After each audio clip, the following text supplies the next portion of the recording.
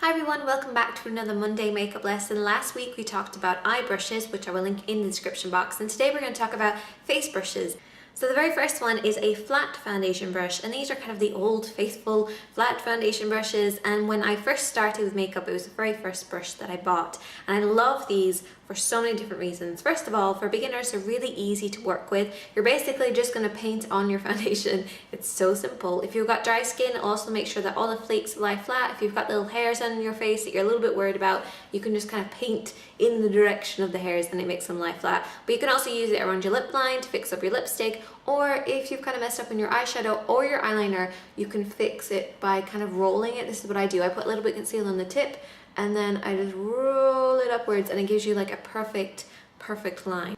Next up we have kabuki brushes, and these are dense fibered, quite short type of brushes. You can usually do this if you have a good one and it will stay, and that's how you know. If it moves like this and falls against itself, it's not a good one. And they actually come from a Japanese type of drama, theatrical makeup where it was quite heavily applied, so you get a full coverage with this type of brush. Like you literally just stipple it on and you keep building up the coverage until you get quite full coverage. Or if you want to go a little bit lighter, you can swirl on and you get a really nice sheer amount of flawless coverage across the skin. It's amazing. It's one of my favorite brushes. I use it almost every single day to apply my makeup, especially when I have my kind of acne flare-ups. When I need to really cover stuff, I use this brush. It's awesome. And you can also use the edge of this brush to do your contour, and you can apply your powder with it over the top to seal in your makeup. And I also apply a little bit of my blush and everything. It's like an everything type of brush. And this is the F22, which is a rounder topped one, which is quite popular as well. The main thing is that you don't want to work the foundation right in here.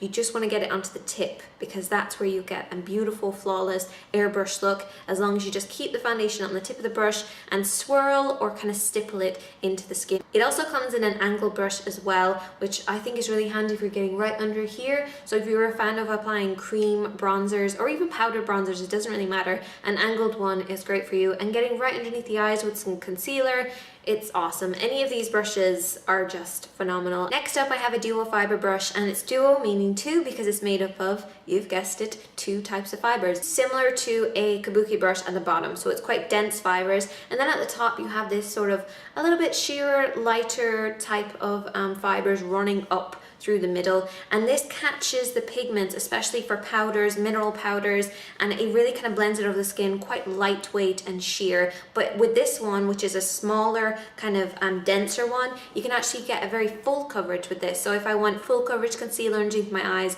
I will use this. Sometimes I apply my entire foundation with this. So those are the most common brushes to apply your foundation with. Next week we're going to talk about powder brushes, and there are certain powder brushes that you can use to apply your foundation as well, so make sure you check back for that, and make sure to subscribe so that you guys can see every Monday makeup lesson, because soon I'm going to be showing you guys how to actually use the brushes and how to build up your own kit depending on your own personal preferences. So I hope to see you guys next Monday. Make sure to check back on Wednesday and Friday for more tutorials, and I will see you guys then.